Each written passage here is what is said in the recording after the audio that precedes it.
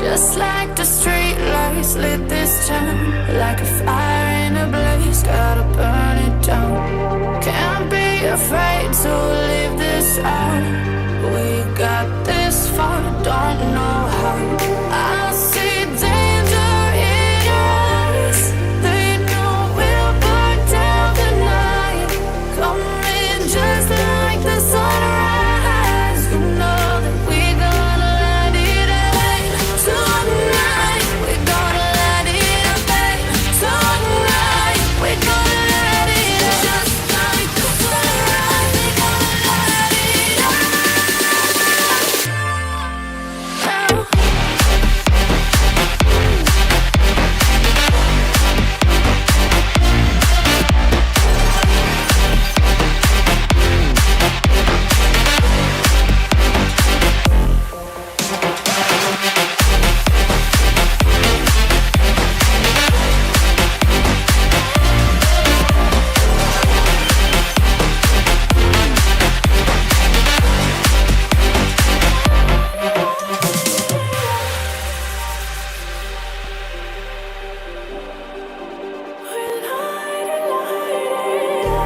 Just like a spark that's breaking out. Can't make a stop, can't turn back now. We know that there's no room for doubt. No, we can't turn back now. I see danger in your eyes. They know we'll burn down the night. Coming just like the sunrise. You know that we gonna light it up tonight. We gonna light it up tonight. We gonna light it up just like the sunrise. We gonna light it up now.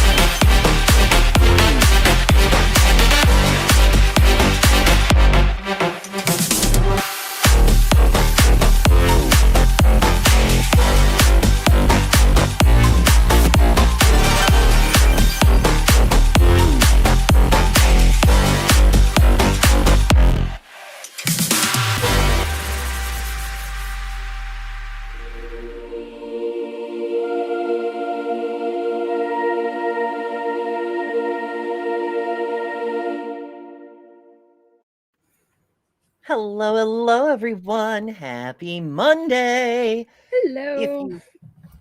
To those who celebrate, who celebrates Mondays. But here we are. We are back. We are still in the midst of Atheist Advent, the secular celebration of the triumphs of science. Ha! I made it work. We'll get there. So, first of all, I want to start with we just had a weekend. Hopefully you all survived safely, or at least survived. That's kind of the best we can hope for these days. But that means we have 3 days to do on our Advent calendar, because we do have an actual Advent calendar because it's nifty and shit. So Yay. for day 6, which would have been Saturday, we got one of these for our random geology. And looking at the chart, I think this is a Kambaba jasper, which it says it is a variety of... I can't read the fucking thing. Oh, goodness. My studio lights are not very bright. I get shiny if I turn them all the way up. It is a variety of jadeite, something like that. A highly prized silicate mineral. It is perfect for meditation or crystal healing. I've never tried to heal a crystal, but I'm sure it's fantastic. Oh, shoot. Day 7 opens sideways. So this will be Sundays. And, oh, this one... It's... Ooh. Amethyst? Here's the thing, though. It's not obvious, because if this chart is correct about the stones that are in here, there's 2 stones that this could be. It could be an amethyst, but it also could be lepidolite, which is a form of mica. But given how angular it is, I'm going to go with amethyst. And basically everyone knows what amethyst is. But the description says amethyst gains its color from gamma radiation. Holy shit, it's the Hulk mineral. And trace amounts of iron. The purple, it is a purple variety of quartz. So it's radioactive iron-rich quartz, apparently. Which I did not know. I'm assuming this thing is correct. I mean, it says ages 3 and up. They certainly wouldn't lie to a 3-year-old about what's in their rocks. And then today, day 8. Now we're finally caught up.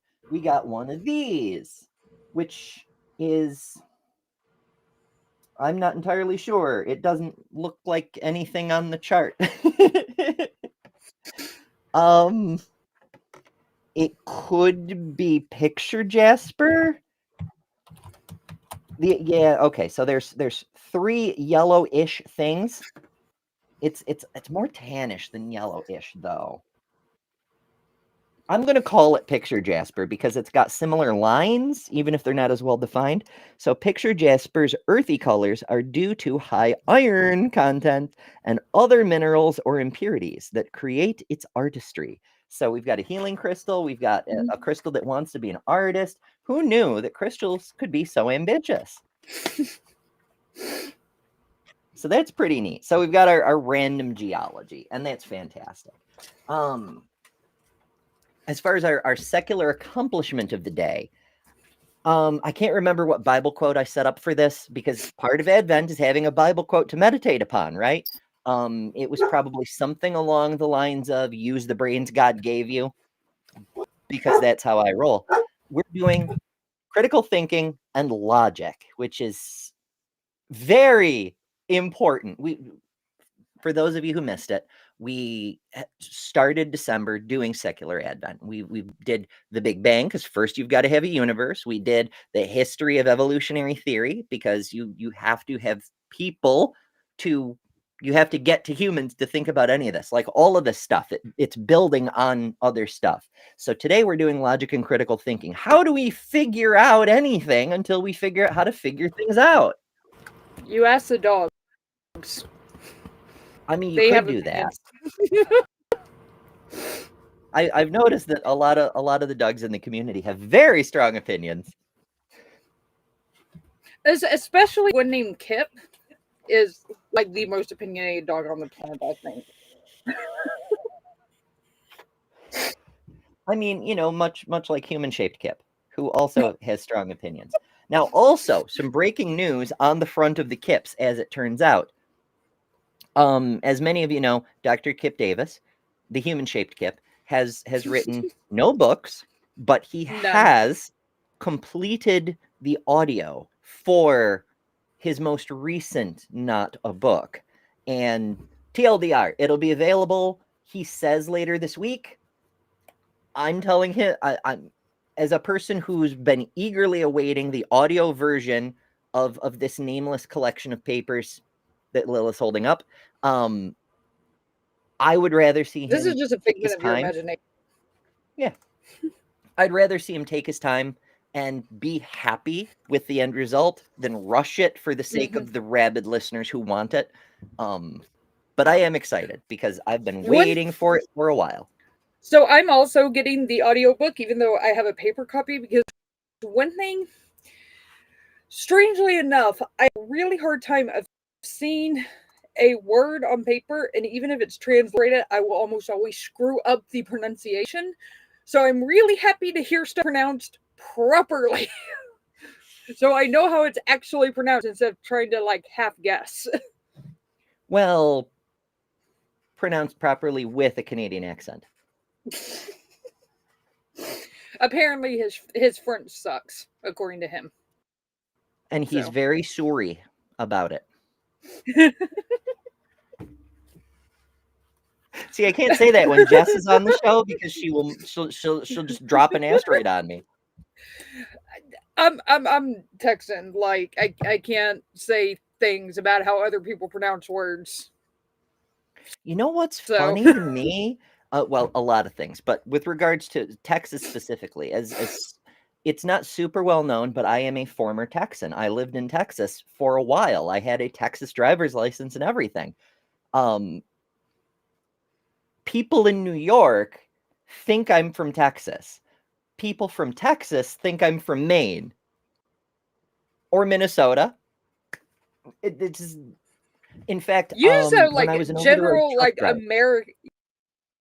You sound a general American accent to me. I know. I talk normal. What's wrong with all these other people? I was at a truck stop in Arizona or New Mexico. I forget which one, and I was talking like this, and the person who was running the counter legit could not understand me. I tried several times. I tried talking slowly and enunciating, and she spoke English. She just couldn't understand me. So I considered we were in the Southwest, and so I just switched to my best Hank Hill impression, Oh God. and she got perfect understanding. Here's the funny thing. My son, like, Damn it, Bobber. according to most people I know, I don't have a super thick Texas accent, but it's kind of there still. My son, on the other hand, oh my God, dude, his accent is so thick. I don't know where he picked it up from. It's so thick. It sounds like he's lived out in the boonies his entire life. Oh, well, I mean, you had Hank Hill and you had Boomhauer, and they like lived in the same area. So, like, how does that happen? Who the hell knows? I'll tell you what. Yeah. Propane accessories. Propane accessories. It was just such a wild experience that it stuck out in my head because it's the only time I've ever gone anywhere where a person who did speak English as their first language could not understand me. Like, my accent was too thick, apparently. But when I switched to Hank Hill, it was like speaking French in France, like it was so wild. I'm like, I can't believe Hank Hill worked for effective communication. I'm gonna need 20 I'm gallons on pump 12, Bobby. I would have paid money to see that. That would have been great. It was such a fucking trip. Oh, alas, Wow. it was so long ago. Like, we still had flippy phones that had like the Oh cameras that were God. like Yeah. 148 pixels across. Like, they did have cameras. It wasn't a smartphone and then it ran apps, but they had cameras and you could access Facebook on them. They had a browser. So don't let Apple gaslight you with saying they invented the camera phone. We had the cameras a long time before Apple even showed up, but never mind. But the photos were not great. Recording wasn't really viable, so it wasn't possible to do TikToks way back then. Alas. Yeah. Deviant says if Americans couldn't understand Amber because she spoke with a dialect, how the fuck does any of you understand a word I'm saying? My English is bad. It's not No. that bad. And honestly, No. most of us we sorry. can understand people with other dialects mostly. Like, I can understand people from the deep south. In fact, it's easier to understand people from the South because they tend to talk more slowly. They want to really savor the vowels as they're talking, bless your heart, But I can get why it'd go differently the other way, because my area of the country, apparently, I've looked at charts. It's similar to a Midwest accent with a little bit of East Coast influence, but I sound sort of like I'm from maybe Wisconsin or Michigan, perhaps. Mm-hmm. But Northerners talk so damn fast because we're always in a hurry, And so Southerners who aren't used to that might not be able to keep up linguistically. Like, it just sounds like I'm going blah, blah, blah, blah, blah, Mm-hmm. That's what I've learned growing up in Texas. There's two types of Texans. There's either the ones that talk really slow or there's the ones that talk a mile a minute. And I happen to be in the talk a mile a minute. I can talk really, really fast when I want to. I usually have to remind myself to slow it down. Well, it's an important skill in some circumstances. For example, Mhm. being a woman, because you have to be able to say the entire thing you need to say faster than a man can cut you off and talk over you. Mhm. You know? Oh, yeah. Oh, yeah. Because Mhm. otherwise you're just not going to be able to talk. Oh, well, I digress. Origins of critical thinking. Now, first of all, I should note, I do know quite a bit about logic. It's not one of my fields of specialty, but I was very much involved in debate and understanding arguments and fallacies and stuff, going all the way back to high school. So while it's not like I'm not expert level, I'm not a professor on it, I do have some knowledge of these things, but because we want not just what the thing is, but where the thing came from, the secular development of these great achievements, I wanted to go back to our favorite encyclopedia because it's super useful. It's pretty handy. Unfortunately, this is the last one we can use Britannica for because it turns out there's a limit. They don't tell you up front, but there's a limit on the number of free articles you can access. Oh, sure, it keeps the ad and loses the text. I see how it is. Rude. I mean, I didn't expect that, honestly. I see there's a subscribe button here, but there are so many fucking ads. I didn't think the content itself would be paywalled because there's so many ads. I don't like, there's this ad bar that won't go away. There's the one video ad we just closed. There's ad inserts in the middle of the text. Like it's already 80% advertisement. And you got to pay a fee to access the remainder. Okay, whatever. It's so stupid. So once again, I will remind everyone, and I'm sure people will not be aware of it when we do tomorrow's show, but Britannica investigated and found Wikipedia is more accurate than Britannica is. So we're probably going to be drawing on Wikipedia going forward. Remember, Britannica verifies Wikipedia is reliable. Damn it. I hate having that argument every single time. Oh, I heard in school. This is a thing. All right, skeptical friends, critical thinking fam. I heard a thing is not a fucking source. Please stop saying, I heard Wikipedia isn't reliable. That's not how we do the thinking. All right. Medieval tradition, according to which, yes, okay, origins of logic, they're starting with a story because it's an encyclopedia article, you see. So yeah, there was a medieval tradition. I paused because I'm like, why are we starting in the medieval period? What the fuck? A medieval tradition, a story from the Middle Ages, says that according to the story, a Greek philosopher named Parmenides, who lived in the 5th century BCE, invented logic while living on a rock in Egypt.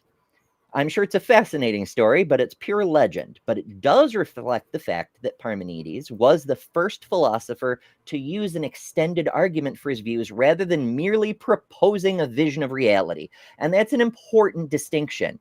Instead of just positing, the way all thinking had been done prior to that, and he's probably not actually the first, he's the oldest we have written records for. When we say the first, we mean the earliest we can prove, right? But whatever. People would just propose an idea. Like, what if crystals sing?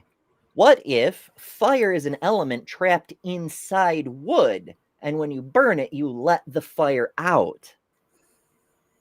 People would just come up with ideas, and sometimes they would seem to match with reality, and people would be like, okay, I mean, it's an explanation. It may turn out to be wrong later, but I'll provisionally accept it. this is a problem because it's an underlying principle we get from a lot of religious counter arguments, you know, like most of the creationist position is based on, well, Bible says God did a thing, that's an explanation that explains all the things. So good enough. Like, no, bestie. You can't just say it explains things. It accounts for things. We get this with the moral argument a lot too. My worldview accounts for all these things. That's not actually helpful, though. You can make up literally anything that accounts for all the things. Why is there morality? Why do humans have a sense of morality? Because Nil the Great, not God and creator of creator gods, bestowed humanity with the gift of moral wisdom. Like, you can explain shit all day long, but that doesn't mean that's what is happening. It's not a reason to believe a thing. So Parmesan cheese here proposed arguments and backed them up. Like, he didn't just say, what if ice cream is made from unicorn farts? He actually said, what if ice cream is made from unicorn farts because we know they're unicorns and we've never seen their farts, but ice cream tastes kind of magical. So maybe it's unicorn farts. Maybe. It could be. You know, like Possibly, he's yes. proposing a why, a what if, a logical structure. And this damn thing freaking disappeared on me, which is rude. Oh, no. Okay. I'll just change the screen size and it reappears. So, hooray. Ah, goodness. Technical difficulties. Live broadcasting, folks. Yes, Jake has another one. One of my favorites. Computers, all electronics really, are they run on magical blue smoke. And if you let the smoke out, they stop working. I heard that when I was in middle school. I was working on the very first musical I ever participated in. It was Hello Dolly. And one of the lead actors was also helping the sound team set up their gear. And because I was a kid, I wanted to learn. So I was poking around. And so this fella named Glenn, he's setting up the soundboard.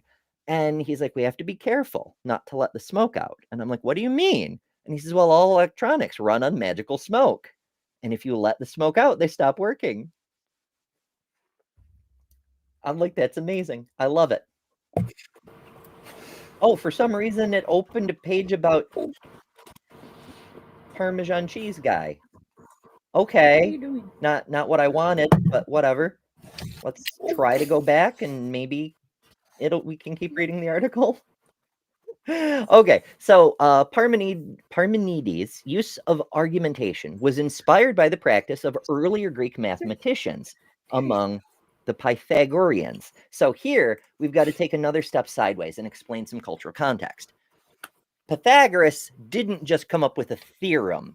He created the entire logic-based system of mathematics that we use today. The concept of proof is because of Pythagoras' school. But they didn't just work out the logic of mathematics. They also did some kind of culty shit. They had this, there's a whole thing about it. They were able to organize mathematics into what became the basis of mathematical logic. Because of music, they understood there was a relationship between numbers and notes. And Pythagoras' students, they actually got run out of their school several times because it was proposed that they were doing what we might consider occult crazy shit, using music as a means of manipulating the numbers that seemed to underlie the universe. In short, they were trying to do sorcery with music based on math. And apparently, according to legend, sometimes it worked, which scared the hell out of the Greeks because they thought ice cream was unicorn poo. Like, and whenever anybody proposed things, people were like, oh yeah, that's probably true, you know? So it's hard to say exactly what was real at the time. But the point is, Pythagoras' students came up with a lot of stuff like logic as we think of it now, it's translated from mathematics rather than independently discovered. And so that's what we're talking about, is Parmenides was influenced by mathematical logic. And that's plausible, because it's according to the article, Parmenides is reported to have had a Pythagorean teacher, but the history of Pythagoreanism, holy shit, that's a mouthful, in this early period is shrouded in mystery, and it's hard to separate fact from legend because of all the cult stuff.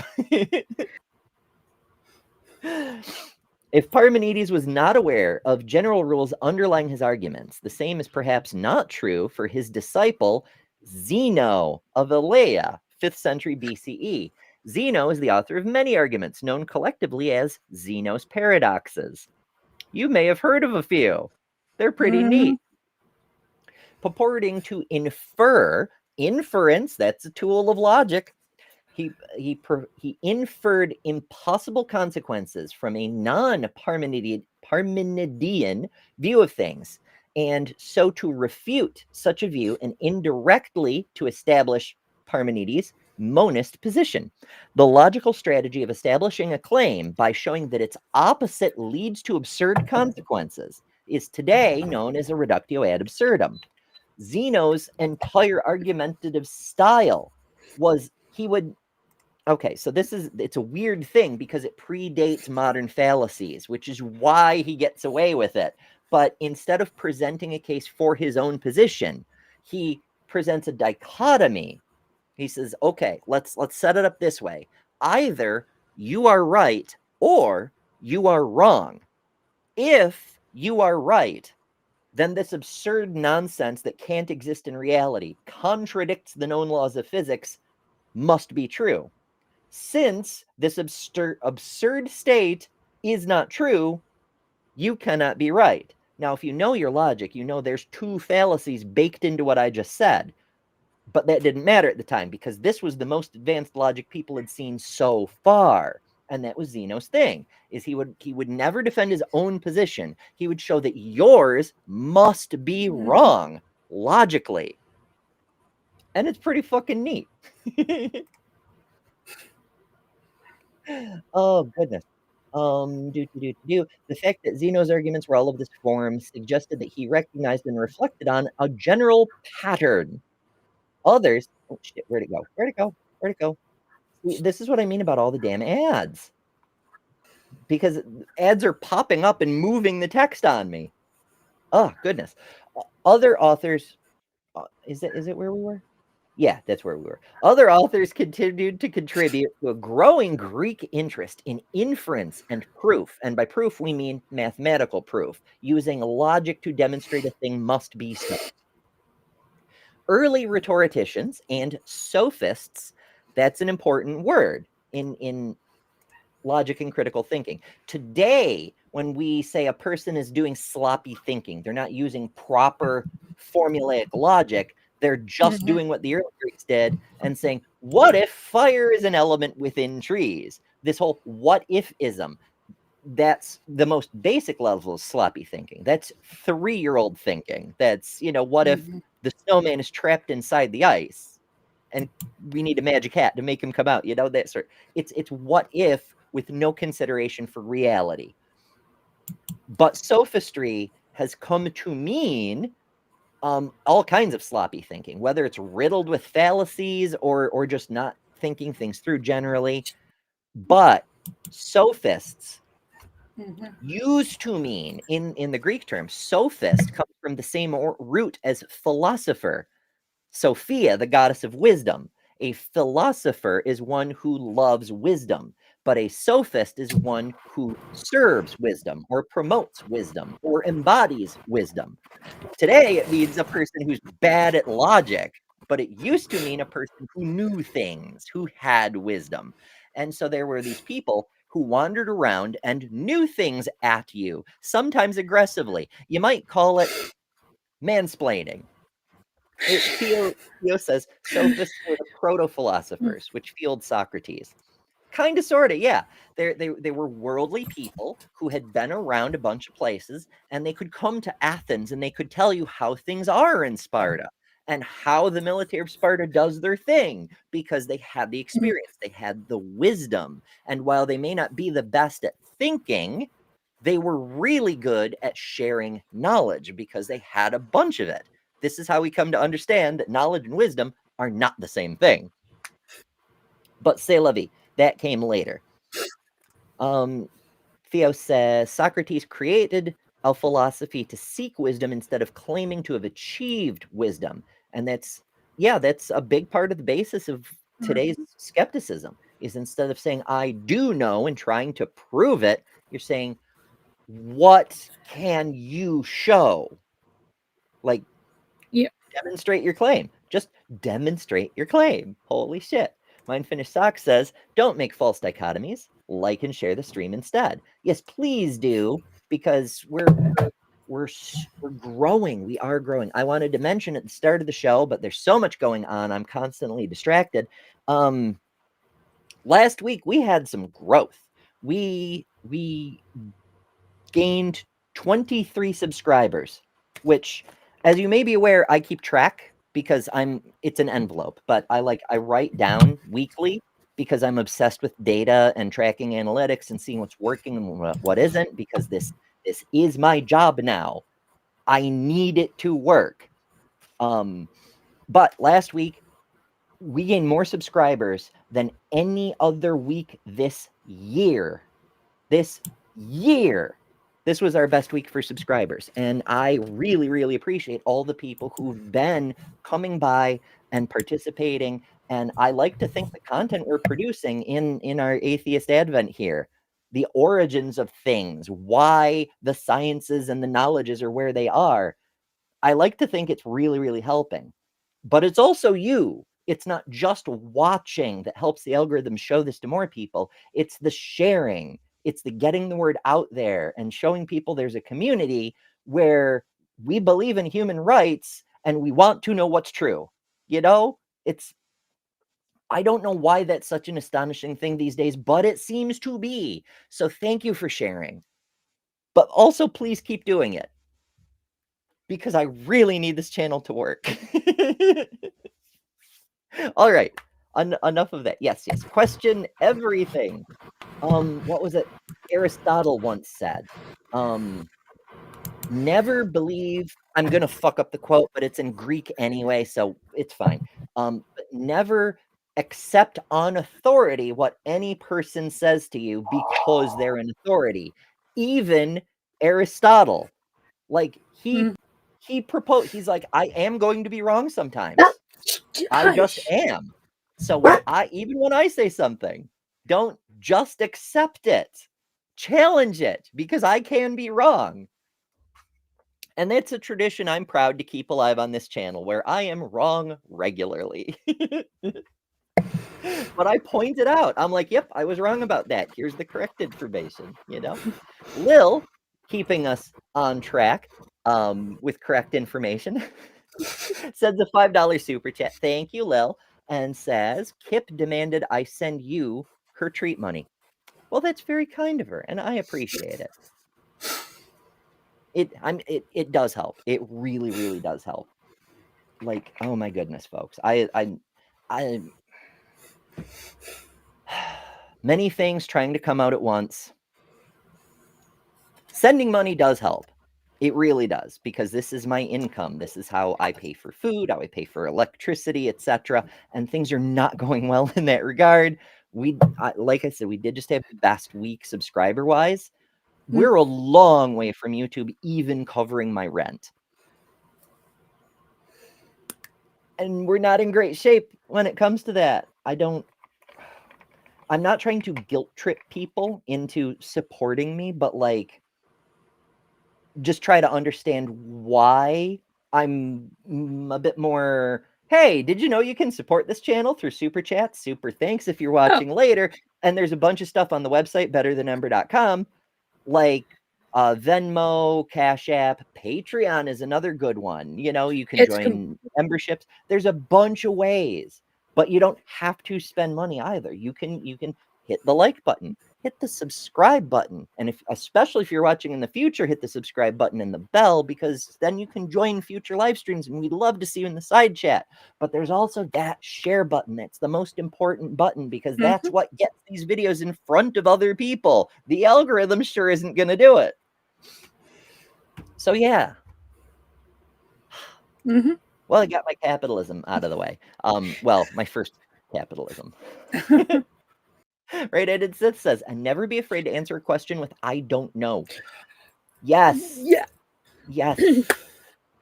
It always amazes me that some theists, especially like the young Earth creationist type, that they are almost allergic to saying "I don't know." They can't. They doctrinally cannot, because both young Earth and flat Earth are predicated on this book being all the answers. It is not only infallible, it has all human knowledge that we are capable of knowing if we're but smart enough to decipher it from its words. That proposal, that postulate, if you will, if they ever say "I don't know," that crumbles, because they're admitting there's something they don't know, and therefore this does not include all possible knowledge. How? And furthermore, possibly not know? You say, what's furthermore, if you say you don't know, then they'll say, well, then God did it. No, that's not how that works. Right. There is also a rhetorical utility to it. Few of the people who argue for these positions are well enough educated in critical thinking to be blunt about it, to understand rhetoric, but there is a rhetorical advantage when one interlocutor says "I don't know," the other just makes up an answer that you can demonstrate is wrong, but the confidence of seeming to have an answer still convinces some portion of the audience, even though they're very wrong. Understanding human psychology is also kind of critical to convincing people, but that's another topic for another time, because we have shows like this every weekday at 11 a.m. Eastern. But c'est la vie. Yeah, let's get back to it, shall we? Let me make this big again. So right. Early rhetoricians and sophists, such as Gorgias, Hippias, Producius, and Protagoras, all from the 5th century BCE, cultivated the art of defending or attacking a thesis by means of argument. Now we're starting to get it's debate first, logic later. This concern for the technique of argument on occasion merely led to verbal displays of debating skills, what Plato called I can't tell if it's an E or a C. Let's say it's an E. Heuristic. Yeah, the heuristic. Right. But it is also true that the sophists were instrumental in bringing argumentation to the central position that it came uniquely to hold in Greek thought. The sophists were, for example, among the first people anywhere to demand that moral claims be justified by reasons, not necessarily reason, but reasons. Like to say, why do you think this? Well, because God said so. It's not a great reason, but it's a reason. It's a start. You can't just declare shit, but you can just send a super chat. Like the real Melly just did. Thank you. $10. They say, even when I was a theist, I was perfectly fine with "I don't know." It made it easy to adjust my theology whenever I learned new scientific and historical info. More Christians should take this tack. I agree. In fact, that's often how I get along with a lot of theists in scientific disciplines. Like, for example, I've worked in genetics at different points in time, working on research and academics and so forth. And there are a surprising number of Christians and also Muslims in that field, and also Hindus, but they don't get like overtly religious the same way, but it's not important. The Christians worked around this presupposition of God did it, and the God of the gap thing that comes with being an active scientist, by saying, well, I'm not disproving God, I'm uncovering the way God did the thing that he did.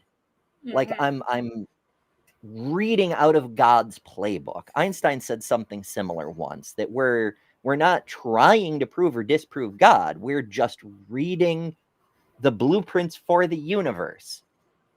If God made it, those are his blueprints, you know? That's all we're doing. Yeah. And I'm like, good enough. Good enough. So yeah, appreciate that. Yes, moral justifications. Right. Certain particular teachings of the sophists and rhetoricians are significant for the early history of logic. For example, Protagoras is reported to have been the first to distinguish different kinds of sentences: questions, answers, prayers, and injunctions. Now, of course, people did know there was a difference between a question and an answer, but we're talking about formalizing a system of thought, giving terms to things, defining things clearly so that everyone can understand what the ideas being discussed are. It's trying to get the language out of the way so we can be clear about the ideas. At least in theory. It doesn't always work. Accordingly, he devoted much attention to carefully distinguishing and defining the meanings of apparent synonyms, including many ethical terms. And that's another problem we run into a lot today. There's an entire fucking family of fallacies relating to equivocation, which is when you take a word that has multiple meanings and you switch the meaning you mean mid-sentence. We see it all the time, especially when someone very dishonest, like a Frank Turek, if you will, debates. You know, he'll say something like, well, you say that you don't believe in objective morality, but surely you believe that killing a baby for fun is wrong. How can something be wrong if there is an objective morality? Like, you see how that works? He switched the meanings mid-sentence. Yeah. He's talking about something else and something different in the first half of the sentence as the second half of the sentence. But also, I can't help but notice, even when he's being deceptive, dodgy, and dishonest, he's also telling on himself, because it tickles me how theists of that sort feel the need to clarify killing a baby for fun, because they can't say killing a baby is wrong. It has to be killing a baby for fun is wrong, because the worldview they're claiming as presupposed requires the killing of babies if God says so. It's a moral good if God says so. Yeah, and claiming morality with that, it's fucking nuts. Speaking of morality, Dr. Ben has gone to the dark side. So as you may be aware, Dr. Ben on a bunch of shows, ACA shows, Line shows, also has his own channel. And on his own channel, he debunks medical misinformation, which is fantastic to watch. But he also does a Friday night trivia show and a Sunday night gaming show, which I don't know if those stay up on YouTube, but I did notice the gaming show on Sunday with Ollie, they went full Sith. They went dark side in Star Wars. So I just thought it'd be fun. I like to randomly plug members of the community when I can, and the transition from the moral thing to the dark side thing, it seemed, you know what, I should stop talking. I miss that. I used to have a shirt that said, "Come to the dark side, we have cookies." Hell yeah! I miss that shirt. I miss that shirt so much. Yeah, it's a thing. Theo says we still use rhetorical tropes and arguments, for example, hyperbole, but no, they carry no real argumentative weight. And that's exactly the point. That was one of the first things I learned in debate is hyperbole can sway the non-critically watching audience in a discussion, but it doesn't actually mean much in terms of argument. There's it's almost empty words. It's just manipulative language. And in many ways, that's sadly what rhetoric has devolved into.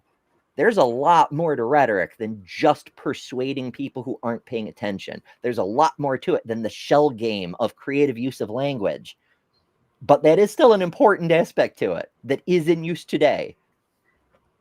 You gotta know it so that you know when it's being used against you, if nothing else.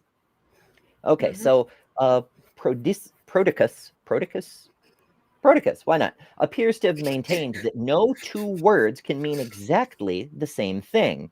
Well, that sounds kind of declarative to me. I wonder what his argument to back that up is. But whatever. We're doing history. We're not arguing with it. So, accordingly, he devoted much attention to carefully distinguishing and defining the meanings of apparent synonyms, including many ethical terms. Right, we covered that.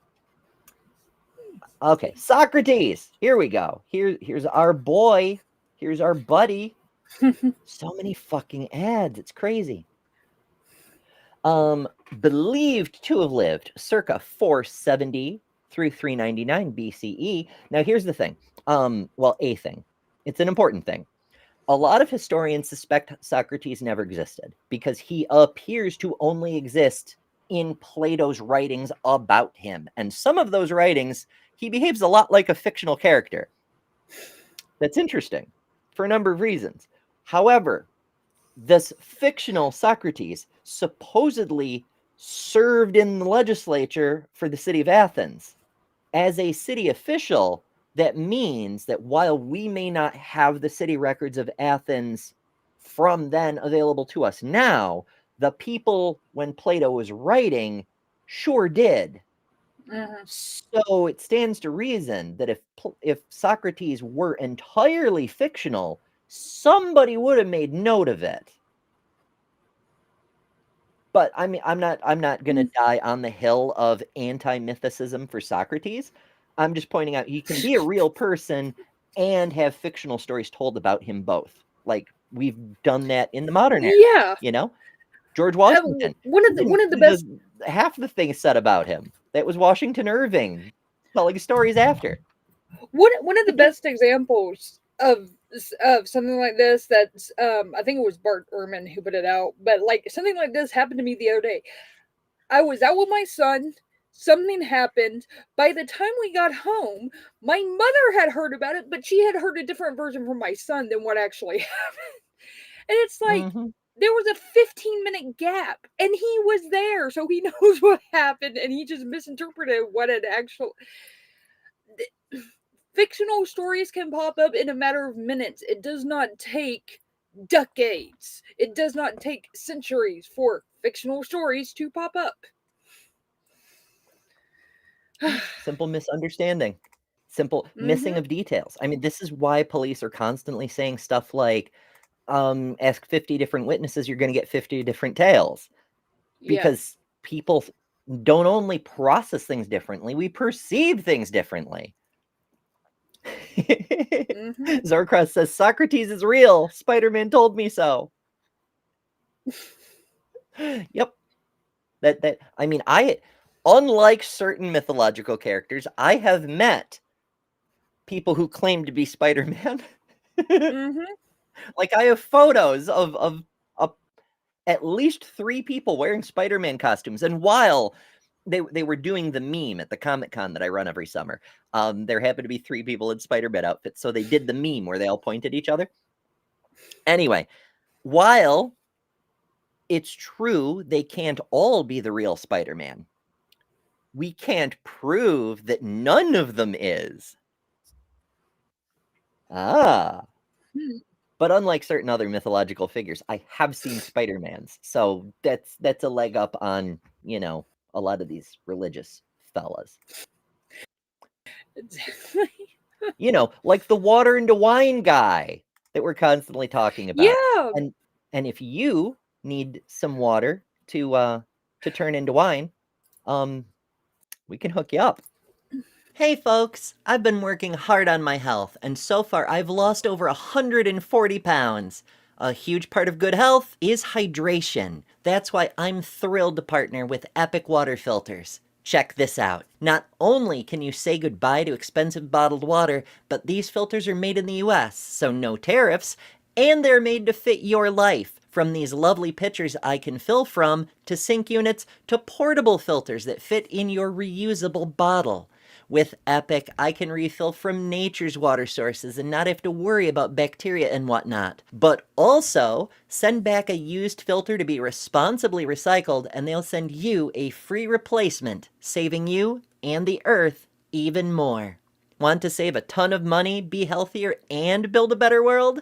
Head to epicwaterfilters.com and enter code EMBER15 at checkout for 15% off. Don't settle for random water. Upgrade to Epic. Hell yeah. I do have to take credit on that one. That was one of my better ones. That was I found a way to connect smooth. it directly to what was being said. I loved it. Hell yeah. All right. Cosmic Kyle says, according to Dr. Ben in Secular Rarity, I'm the only human that exists because I'm a solipsist or something. Here's the thing. Solipsism is actually true after a fashion. The underlying proposition of solipsism is you're just a brain in a jar perceiving things, which may be real or may be an illusion. But the only thing you can be sure of is that you're a brain in a jar perceiving things. That happens to be true. Your brain is in a jar made of bone that we call a skull. You actually are a brain in a jar perceiving things. And the rest is subject to debate. Holy crap, you're right. I never actually thought about that. Huh.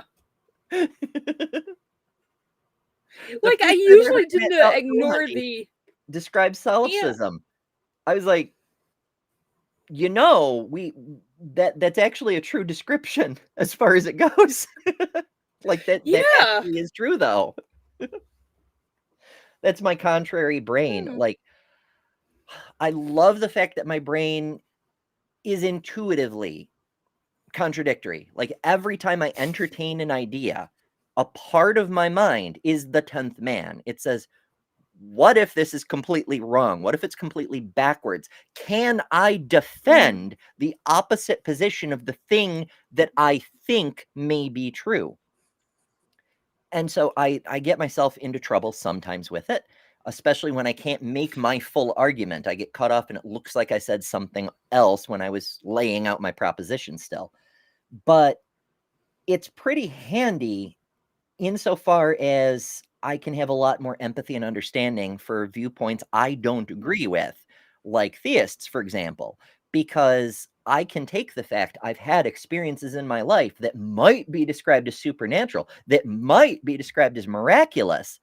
And so I can understand other people might perceive their lives the same way, even if I'm not prepared to ascribe those things to magic or an invisible being I've arbitrarily chosen because their book happens to be the closest to hand. Like, I'm prepared to say there may be something supernatural that we haven't yet identified.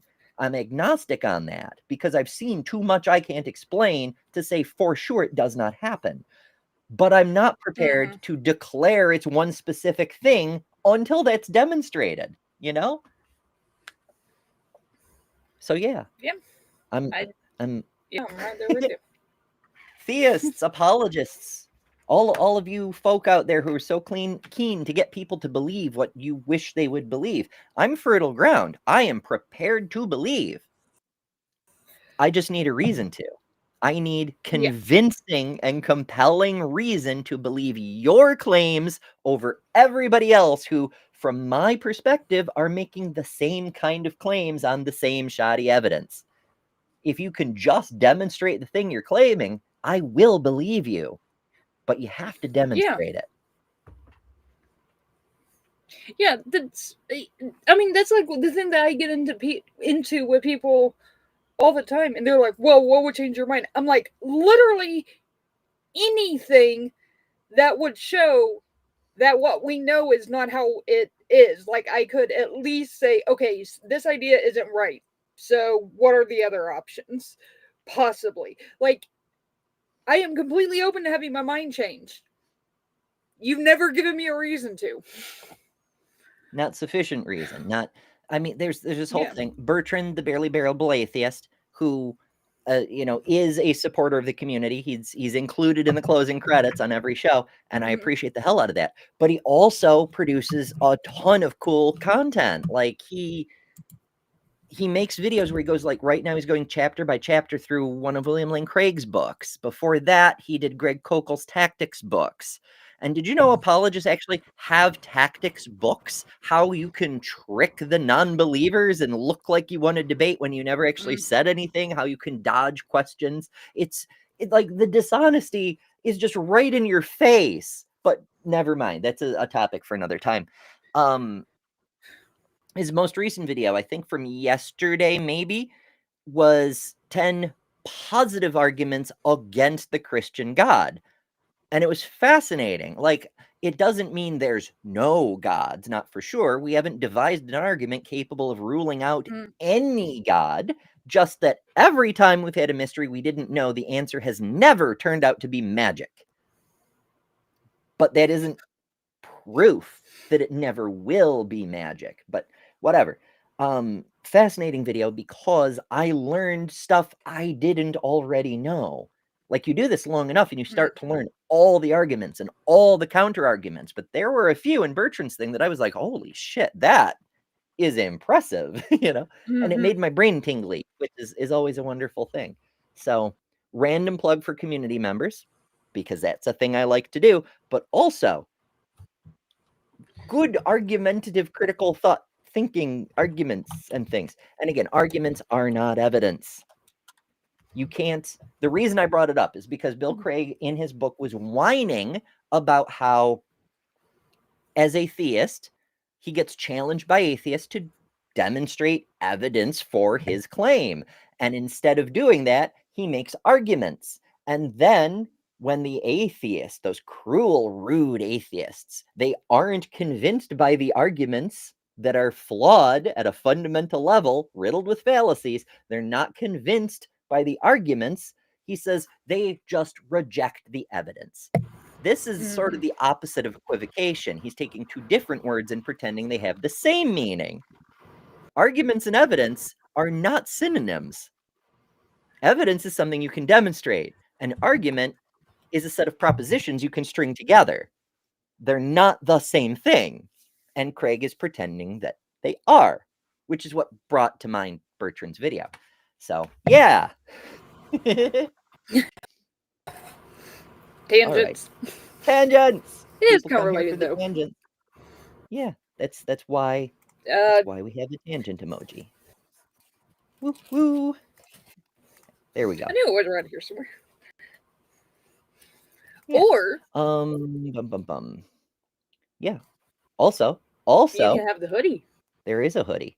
Now I only have the link for the shirt plugged in here, but the hoodie is a bit more than the shirt, but it's the same design. The shirt is bare basement, as little as they would let me charge, but it's all on the store, betterthanember.com.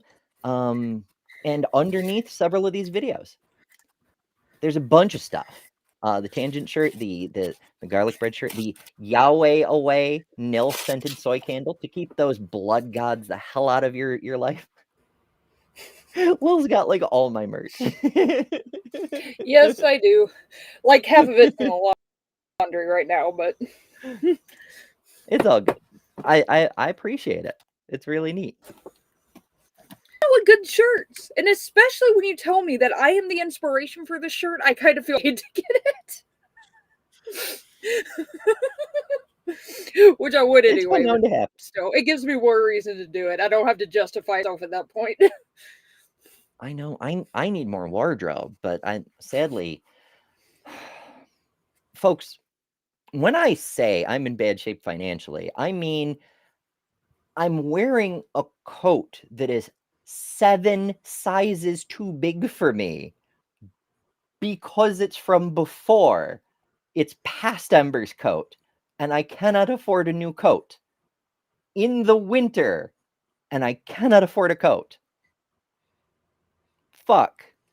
Now, I'm not expecting anybody to help with that. I'm just saying, like, if it seems like I'm a little Maya-ish with the "send me money, please" thing, You have I'm every in bad reason shape. to. It's totally understand. Yeah, I mean, Totally, I've got a totally understand. fundraiser up that was originally to help with medical bills, which is also there. Lots of community members in trouble, right? It's not just me. There's a bunch of people suffering under the current administration. A lot of people have lost their jobs. A lot of people have no health care. You can find a bunch of people in the community who need help at betterthanamber.com/help. But in my case, the fundraiser was originally to help with medical bills. I had to deprioritize it because I need to pay my rent more. I need somewhere to live. Yeah. We're at that point where I'm at risk of not having somewhere to live. I've been homeless before in the winter. I was homeless for 8 years. I'm kind of terrified of doing that again. But I'm going to change the subject because I'm going to get very upset if I keep going on that track. So we're going to go back to today's actual topic. Okay. Don't page unresponsive me, you bastard. Oh, let's see. Right.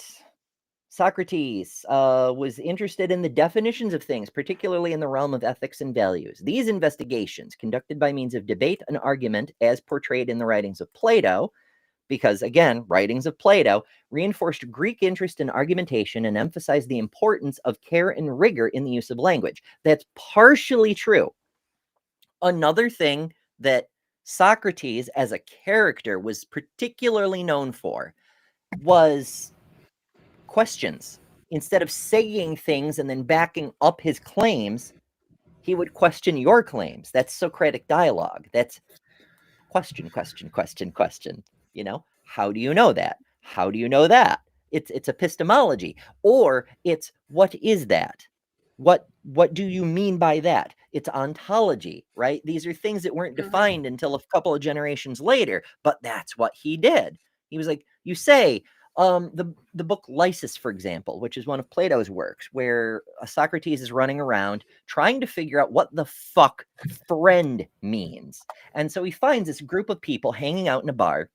Of course, it's a bar. And he's like, hey, y'all say you're friends, but when you say friend, what do you mean by that?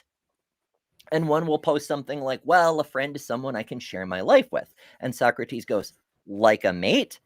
And they're like, well, not exactly. And he's like, well, do you care for them like a mate? And they go, well, and that's where they start to divide. Like, some of them are like, well, yes, I feel closer to my friend than to my wife, and others are like, no homo, bro.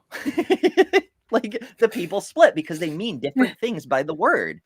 And that's what that story is investigating what people mean by the things. And it's not, Lysis gets criticized a lot because it doesn't have a solid ending. Socrates never declares a solid definition. This is what the word means for all time, because that's not the point.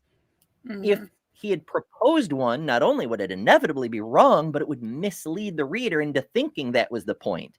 The actual point Plato was trying to make is question what you think words mean, because other people may think they mean something else.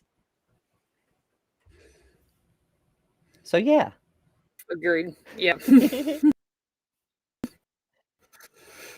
Also, read your damn Plato. It's not as stuffy as you might think. Some of the translations are pretty okay. And the books are a lot shorter than you might imagine. They're not like modern Gary Habermas tomes.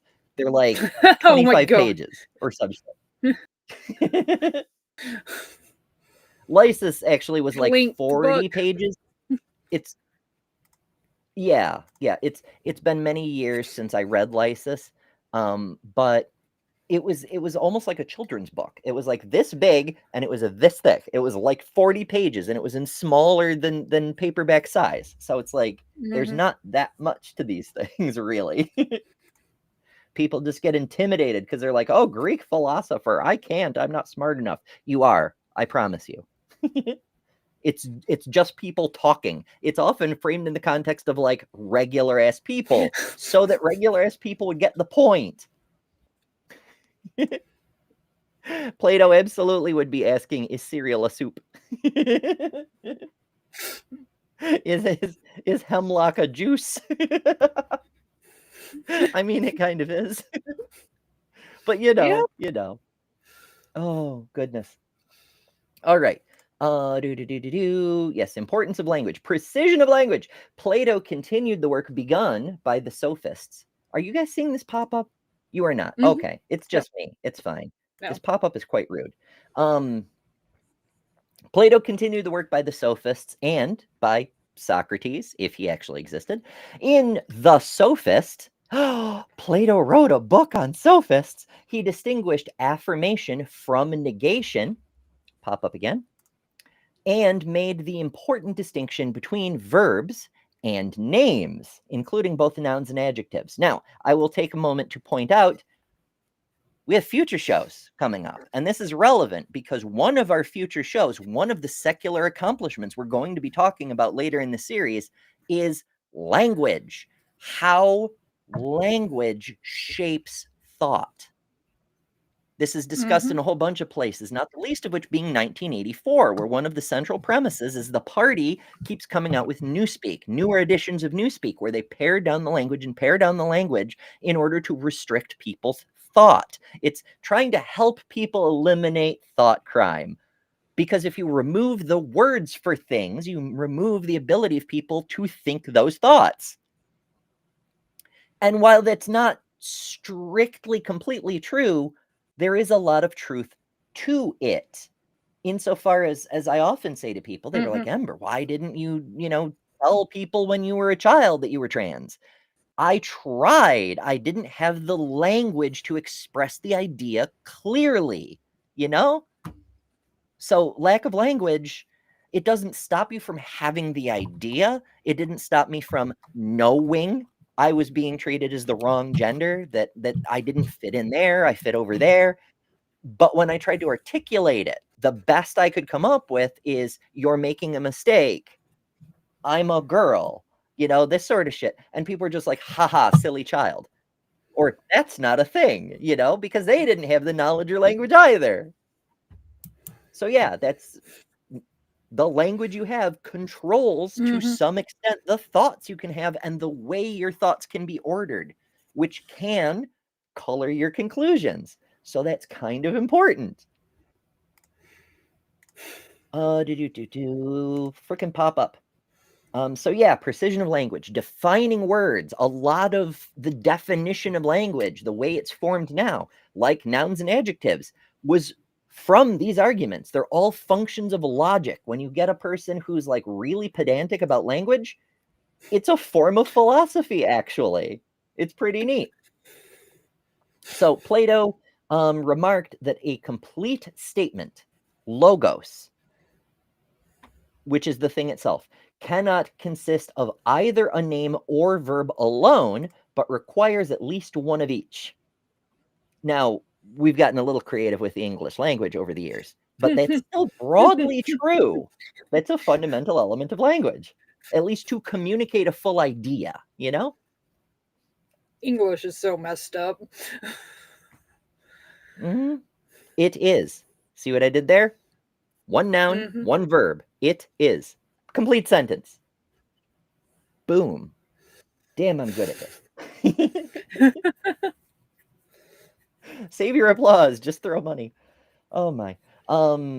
Right. This observation indicates that the analysis of language had developed to the point of investigating the internal structures of statements, in addition to the relation of statements as a whole to one another.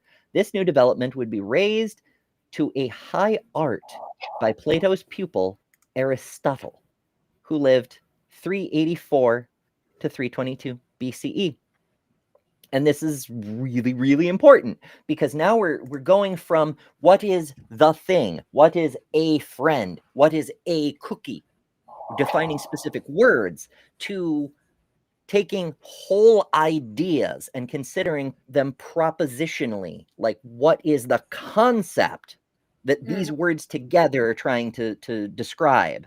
And how can we be sure if that's true? You know, that sort of thing. And then comparing them relationally to each other. This proposition versus this proposition. Do they work together? Do they compete?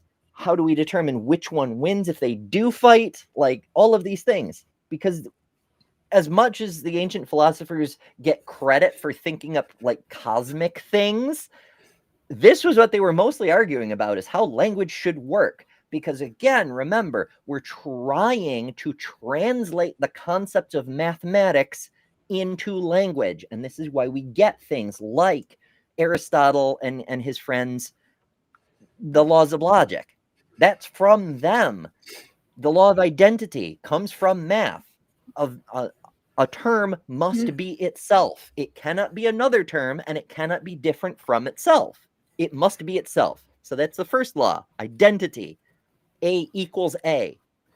There's a reason they sound mathematical. And then you've got excluded middle. No, non-contradiction is the next one. Second one is non-contradiction. A cannot be not A.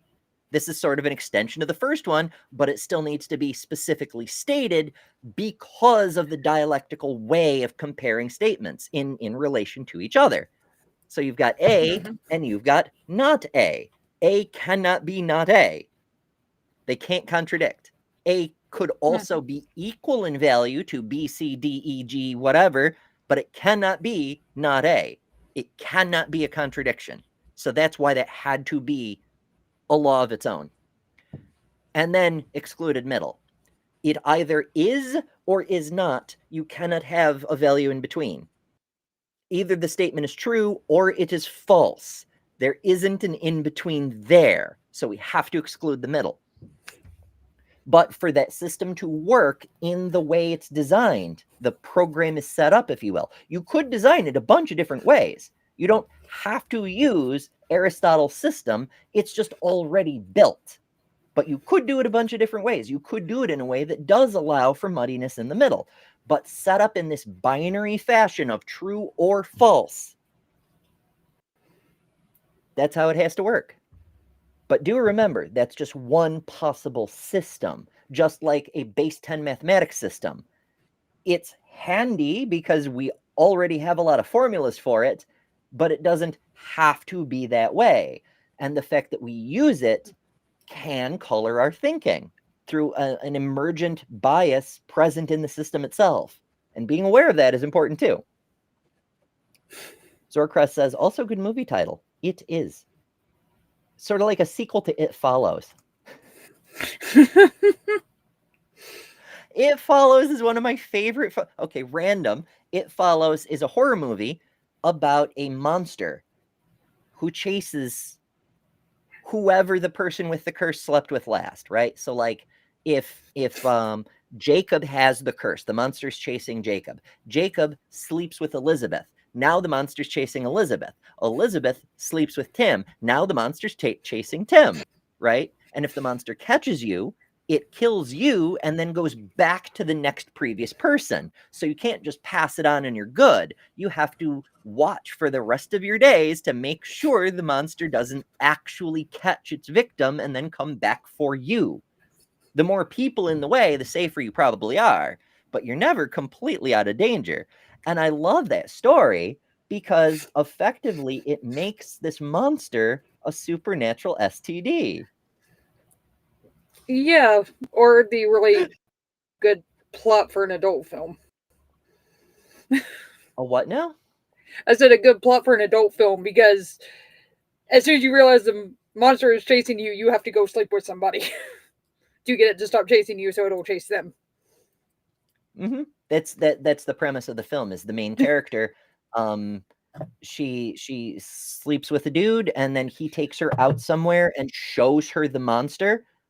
And he's like, by the way, I passed the curse on to you. That monster's chasing you now. It's not super fast, but it never stops.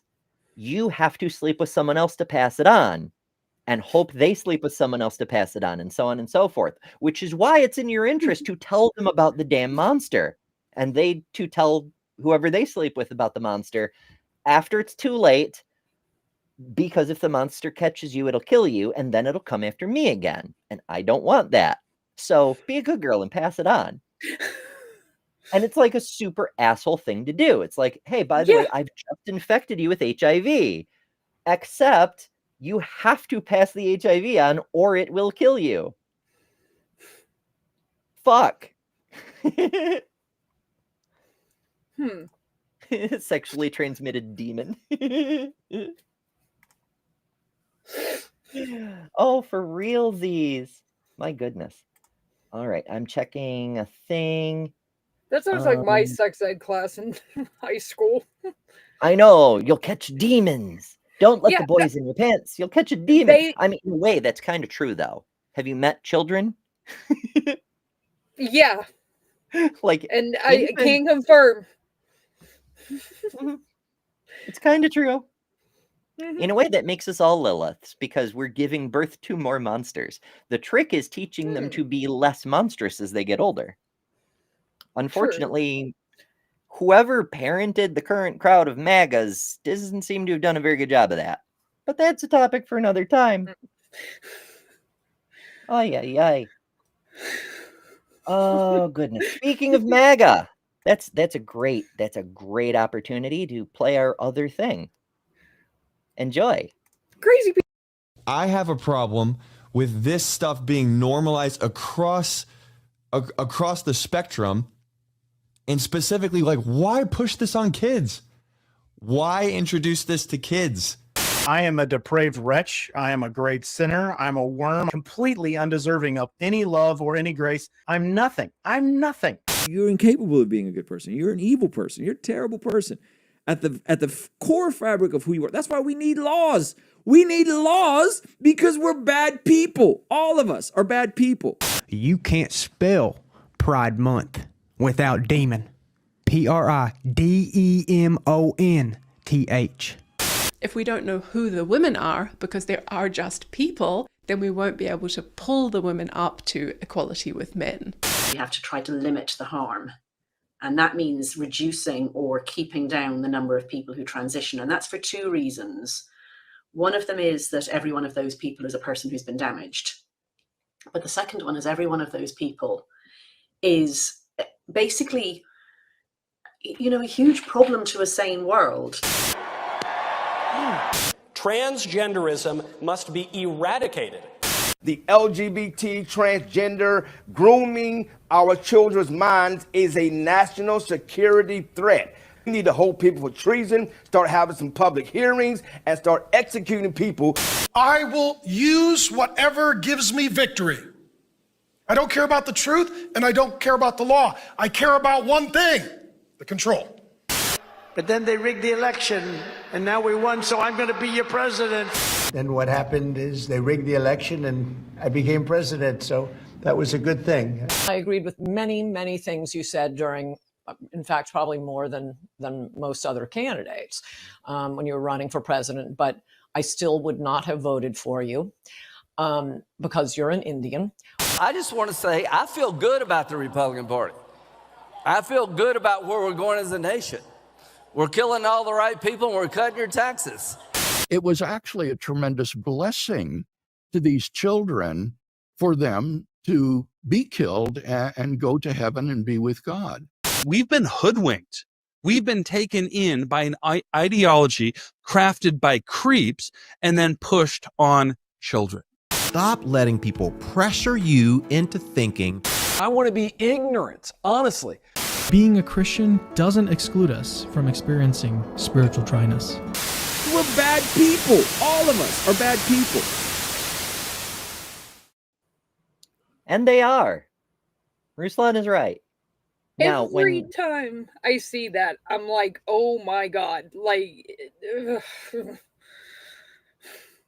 the horribleness is off the charts. But this is a prime example of an equivocation, right? Like when Ruslan says, we're bad people, all of us. Mm-hmm. He wants you to think he means everyone, you included. But in reality, the we in question refers to apologists and the people who apologize for the apologists. They are all of them bad people. Mm-hmm. So that's a thing. Yeah, it's thank you, Cafe. It's always growing. I haven't edited it in a few weeks, but when I find another piece that fits, one long clip of saying the quiet part out loud. And that's the wonderful thing, is because they cannot help but tell on themselves. They're so profoundly incompetent, they will say out loud, "We're killing people for our ideology. We're hurting people on purpose for profit." It's fucking wild. It's fucking wild. But there we are. All right, we are starting to run low on time, folks. So, first thing first, I want to, oh, Jesus, I have so many windows open. I want to remind y'all that we're here every weekday at 11 a.m. Eastern. We're doing Atheist Advent all month, at least up until the winter holiday. I'm going to see about continuing it. Tomorrow, neuroscience and consciousness. Where did that come from? What's going on with, how can we know anything without a brain to know it with? Wednesday, the scientific method, which also depends on this discovery of logic, which we're going to get into briefly. Thursday, my personal favorite, astronomy. And then Feminist Friday, we're getting into ethics and human rights. Where did these ideas come from? Why do we care? How do we know what we know? There's a bunch more, but that'll do for the rest of this week. I do a bunch of other shows too, including bonus shows like Transfactual, which I happen to schedule in advance this time. Tomorrow evening, I've got yet more to talk about. I also do in other news that I do debate reviews on the weekends. Sometimes Dr. J. Bundy comes by for adult Bible study. Make sure you subscribe to the channel, but also find all my links. Instagram, the TikTok I rarely upload to, all the links on betterthanember.com. It's also ways to support a bunch of science, especially about gender stuff, but also some refuting creationists and other conspiracy theorists. List of creators, including the whole cast of Java and Jugs on the creators tab. There's the merch store. There's so many fucking resources. Please use the damn website. I have all my links. I built it for you. So that's there as well. There's more, but I do want to get to Aristotle before we go. Because he's kind of important for all the rest of the stuff. Yes, PC. Thank you. PC's doing the thing. No, Mark, I don't have the DoorDash girls. I'm the victim clip. I thought about grabbing one. I may insert it into that lineup, but she's not strictly an apologist or campaigning for like a Republican worldview. She's kind of, in a way, she is a victim. She's a victim of this social system, of this ideology. But I don't know. I may put it in there, but I haven't decided for sure. In any case, Aristotle. Only fragments of the work that these thinkers are only fragments of the work of these thinkers. Okay, I can read things, honestly, even on this shitty monitor. The work of these thinkers is relevant to what we now consider logic. The systematic study of logic seems to have been undertaken first by Aristotle. Although Plato used dialectic as both a method of reasoning and a means of philosophical training, Aristotle and his friends established a system of rules and strategies for reasoning with. At the end of his sophistic, the fucking page moved on me. Sophistic refutations, he acknowledges the novelty of his enterprise. In most cases, he says, discoveries rely on previous labors by others. But then he adds, translation of a quote probably, of the present inquiry, on the other hand, it was not the case that part of the work had been thoroughly done before, while part had not. Nothing existed at all. On the subject of deduction, we had absolutely nothing else of an earlier date to mention, but were kept at work for a long time in experimental researches. From the complete works of Aristotle, apparently translated and stuff in 1984 by Oxford, etc., etc. Aristotle's logical writings, and he did think pretty highly of himself, one must note. His logical writings comprise 6 works known collectively as the Organon tool. The Organon, which means tool, something like that. The significance of the name is that logic for Aristotle was not one of theoretical sciences. There were physics, mathematics, and metaphysics. Instead, logic was a tool used by all sciences. And that's an interesting take, because we're talking in modern terms, this is the distinction between pure science and applied science, right? He wanted to make logic into a more useful applied science. He wanted it to be a better tool.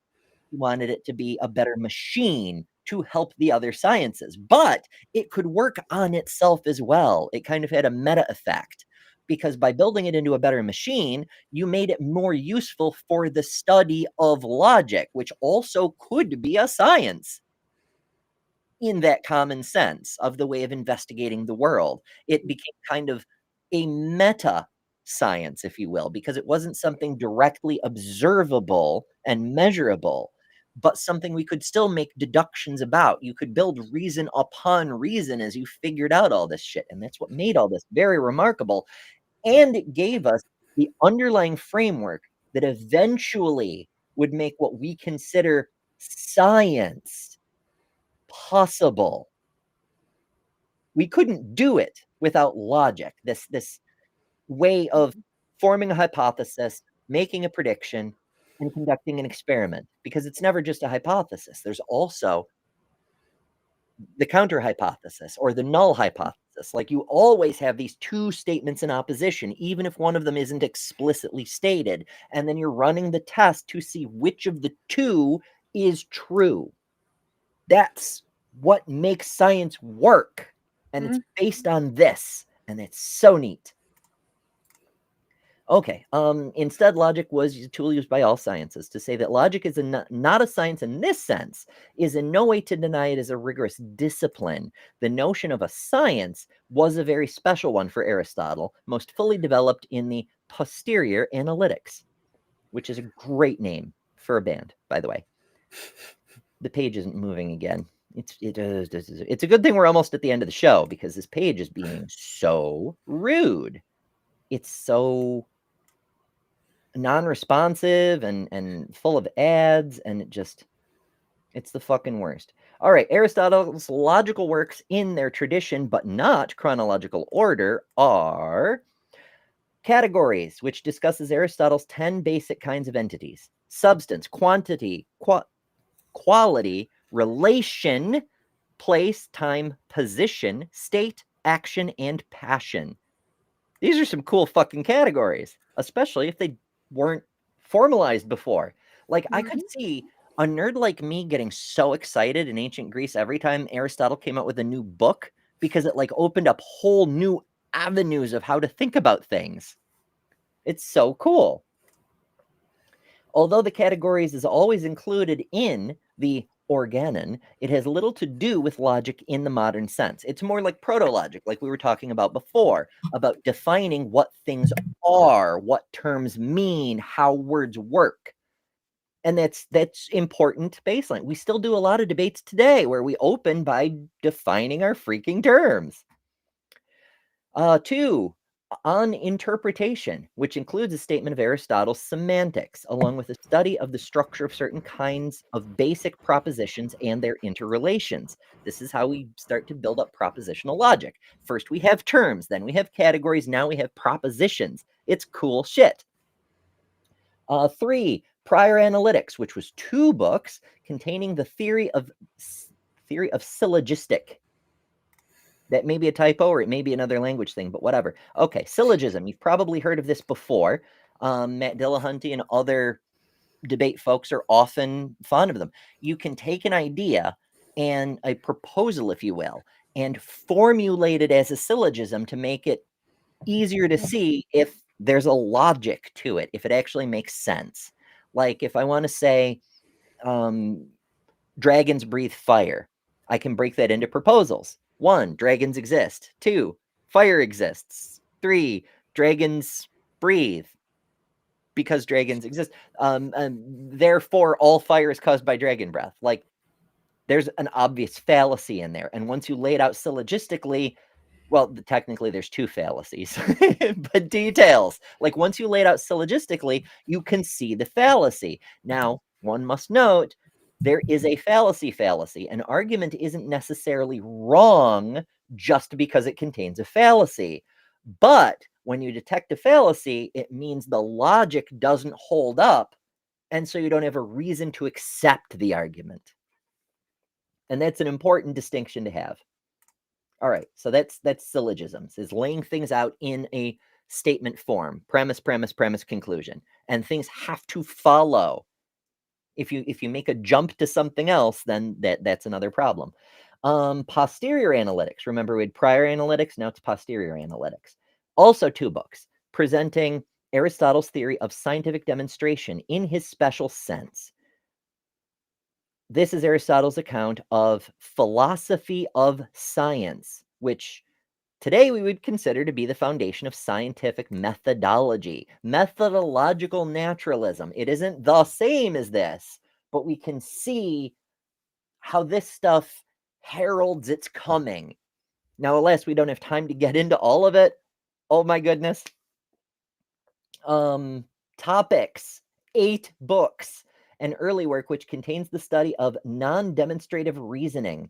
That's reasoning without a physical demonstration. It's argument reasoning, because it's not demonstration. It's what a lot of sophists today do. It's saying, I can't demonstrate my claim, which can be a big problem, but I can argue it. I can make a reasoned syllogism. And sometimes that works. But here's the thing about philosophy. It's very good at ruling out things that are definitely not true. That's why we use it that way in science. But it is absolutely shit at ruling things in that you can't demonstrate. Which is why apologists use it that way. Oh, goodness. It is a miscellany of how to conduct a good argument. I must admit, I haven't read any of those, and now I kind of want to. And number 6, sophistic refutations, a discussion of various kinds of fallacies. It was originally intended as a 9th book of topics, which is fair, but it became its own thing. And that's where we get the initial fallacies. Now, the formal fallacies, because while each fallacy it's not just a specific thing, it's representative of an entire category of logical error, which again, translated from mathematics, right? We've got a whole bunch of things we brought over, like set theory. This is how we get a fallacy, is if you say you've got a set of numbers 1 through 3, and then you try to include 4, no, that's a fallacy because the set is defined. This is why they were so hung up on definitions, because that's how mathematical logic works. The set is defined as 1 through 3. 4 is specific. Well, it's not specifically excluded, but it's excluded, That's why that. So we've come up with a few more informal fallacies since, depending on which lists you look at or which encyclopedias of philosophy you enjoy, you're going to get a different number, and some of them will have different names. And we're coming up with new ones all the time. And this is one of the few advantages of online debate, is there's so many debate bros going at it so often, we're getting new fallacies described almost daily. Yeah. It's kind of funny after its fashion, but whatever. C'est la vie. That's, yeah. Of course, we could go on. There's always more to say, but that's the basics of the history of logic. From here, everybody knows Aristotle was involved, at least in a general sense, and has some idea from our discussion of the Enlightenment on an earlier episode that Renaissance thinkers helped contribute to the advancement of these things, like Hume, for example, with his problem of induction. And there's a bunch of more advanced work. But what we're exploring here, at least in the time we have, is how we got to that starting point that most people are aware of. Because while Aristotle made a great deal of progress very quickly, and it was very impressive, as with so many of these shows, you can see that all the foundational pieces were there. And we would have gotten there eventually, even if we'd never had an Aristotle. Mhm. The question is, how many road bumps would we have had along the way? How many, instead of Aristotle coming to supremacy, how many Platoniuses who believed that since God is an immaterial form, a concept, a pure concept, and good is an immaterial pure concept, then God equals good. Because they're both the same type of category of thing, they must be the same thing. If Platonius had come to supremacy instead of Aristotle, we wouldn't have even needed to wait for the Christians before we got this level of apologetic bullshit ruining everything. Because we would have already had that underlying philosophical fuck up that God equals good. God is good because they're the same type of made up concept. Holy shit. Yeah. Ugh. There's So still well people who being use good. that argument today. I mean, in fairness, that goes to Augustine because he was aware of Platonius's arguments, and he was Mhm. also a master of rhetoric himself. He would have a PhD if he were alive today in rhetoric, and he went through the Bible and the apologetics, and he supercharged them with his expertise. That he arguably started apologetics.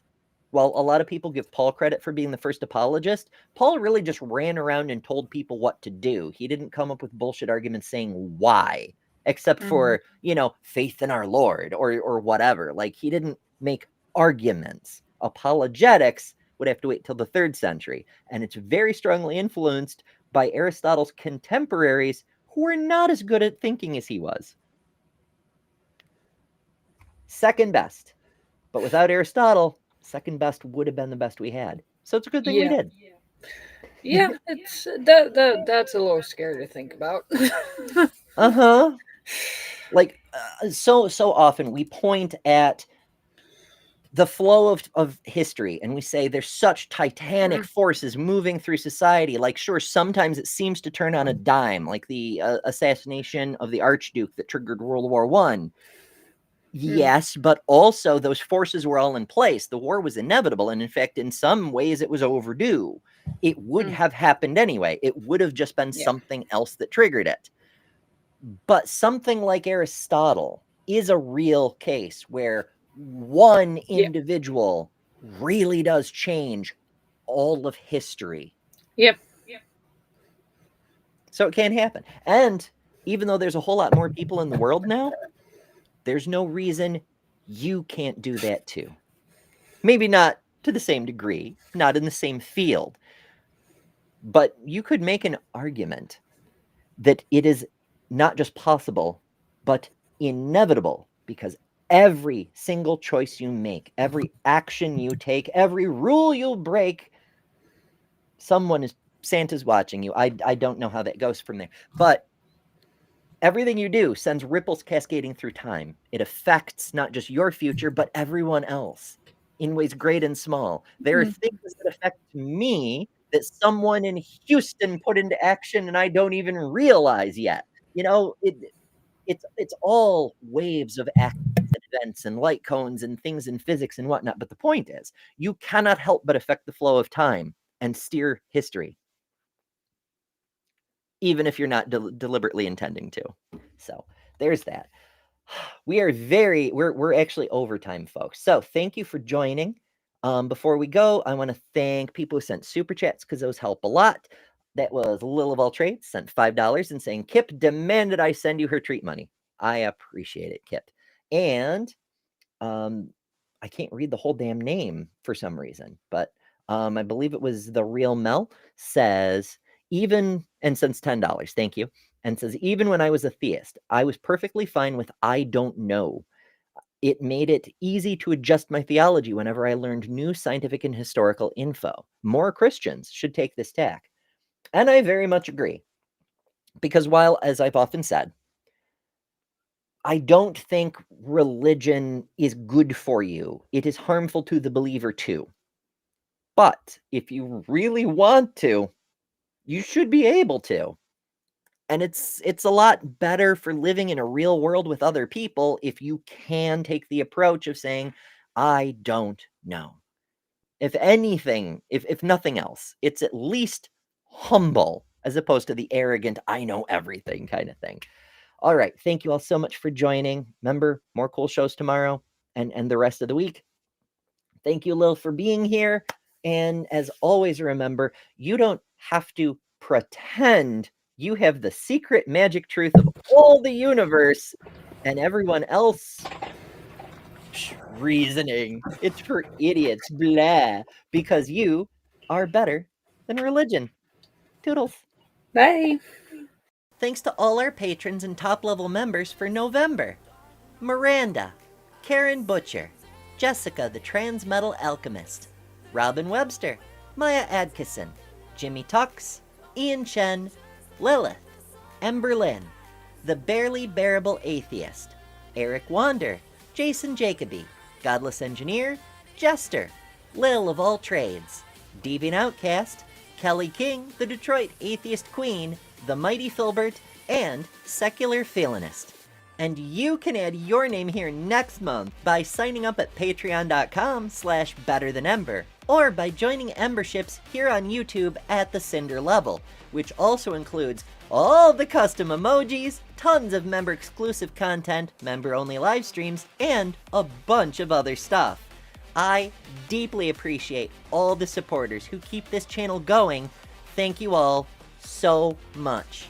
Because of you, we're building a wonderful community that I'm very proud of.